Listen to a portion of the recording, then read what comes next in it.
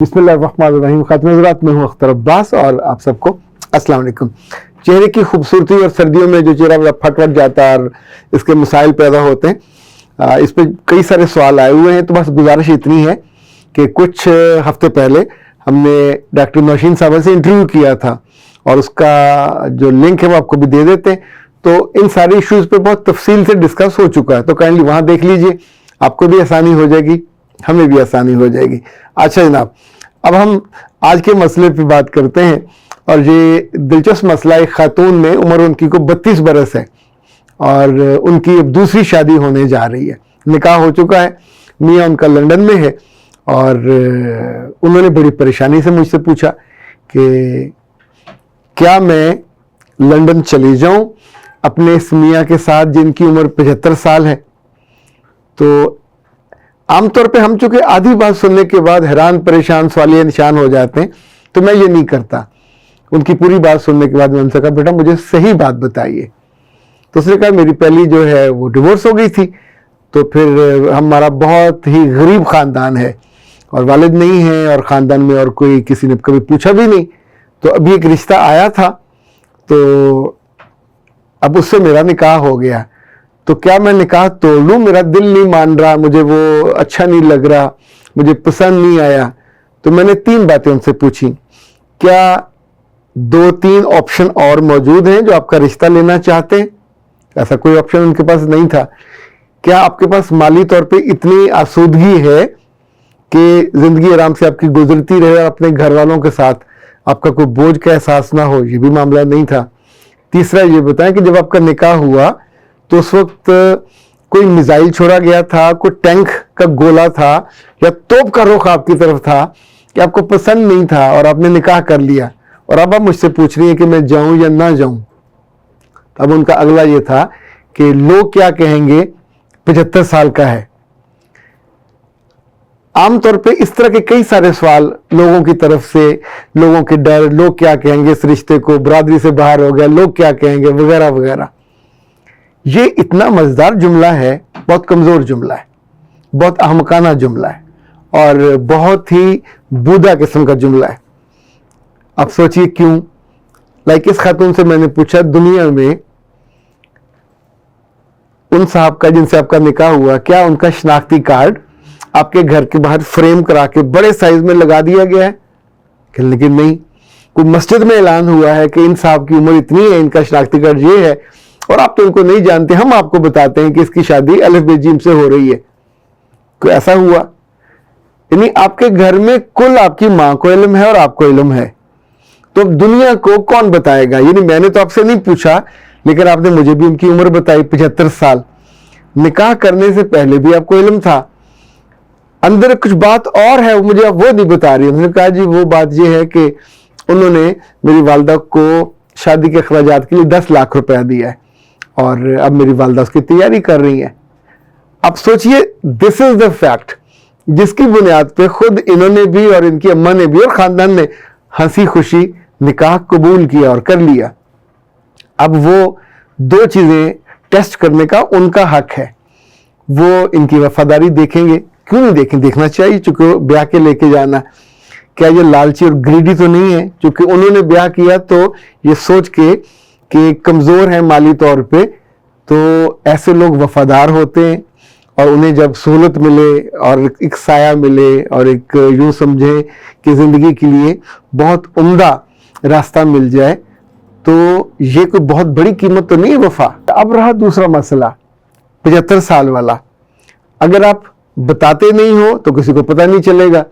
اور عام طور پہ اگر لندن بندہ بیٹھا ہوا ہے تو لوگوں نے اپنے آپ کو فزیکلی فٹ رکھا ہوتا ہے.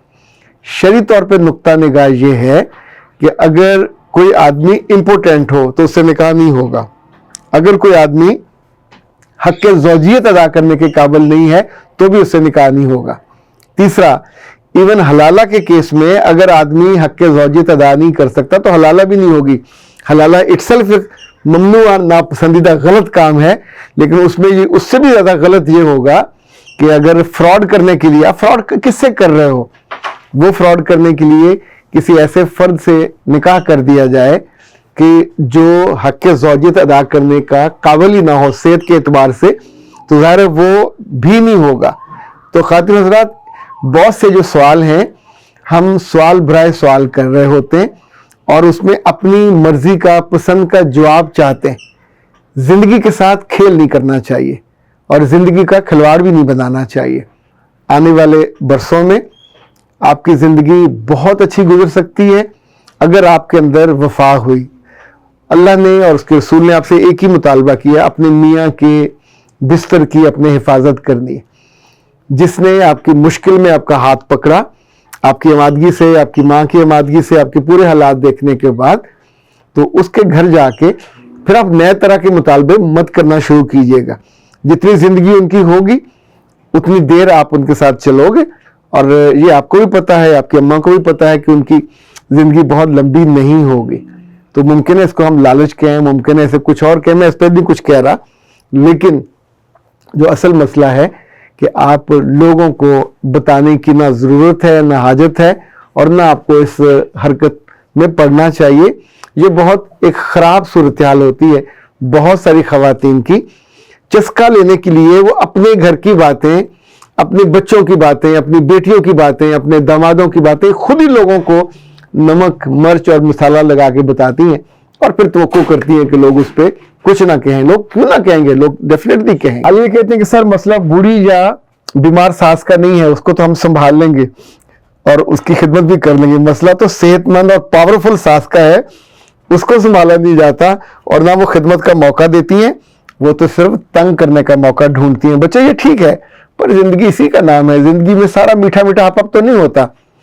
چیزوں کو، رشتوں کو، لوگوں کو جو ٹف ہوں، جو آپ کے مزاج کے نہ ہوں، ان کو سنبھالنا ہوتا ہے. کل پرسوں میں لاہور کی ایک خبر دیکھ رہا تھا کہ 2022 میں 14,000 بچیوں نے خلا کے لیے اپلائی کیا. 14,000. اس سے پچھلے سال یہ تعداد 4,000 تھی، اس سے پچھلے سال یہ تعداد 2,000 تھی. 14,000 میں 8,000 کو خلا مل گئی. باقی تھوڑے سے کیسز ہیں جو چل رہے ہیں. 9 ہیں جو فیملی کورٹس لاہور میں، باقی ان کا آپ سوچ لیں. جب آپ کا دل چھوٹا، جب آپ کا ویژن چھوٹا، جب آپ نے ہر بات پہ للا کر کے پڑ جانا اور اس کے بعد پھر نہ خوشی ملتی ہے نہ گھر چلتا ہے. بہت ساری چیزیں اگر ایمیکیبلی دیکھی جائیں، عقل سے، فہم سے، تو یہ جو اتنے بڑے بڑے ناروا اور ناجائز فیصلے ہوتے ہیں ان کو کسی قدم پہ روکا جا سکتا ہے. حمدہ ولاگ کہتی ہیں کہ اگر ہم آج ساس سسر کو سنبھالیں گے تو جب ہم آخری عمر میں ہوں گے تو ہمارے بچے اور داماد بھی ہمیں سنبھالیں گے.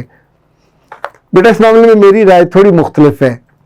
جب آپ زندگی میں اچھے کرم کرتے ہیں، اچھے کام کرتے ہیں، تو میرا رب ہے لوگوں کے دلوں میں، وہ آپ کے بیٹے ہو سکتے ہیں، وہ آپ کی بہویں ہو سکتی ہیں، وہ آپ کی بیٹیاں ہو سکتی ہیں، آپ کے لیے محبت ڈال دیتا ہے. اور وہ اس آزمائش میں بچے بھی پورے اترتے اور آپ کے لیے اللہ زندگی کو آسان کر دیتا. لوگوں سے توقع مت رکھیے.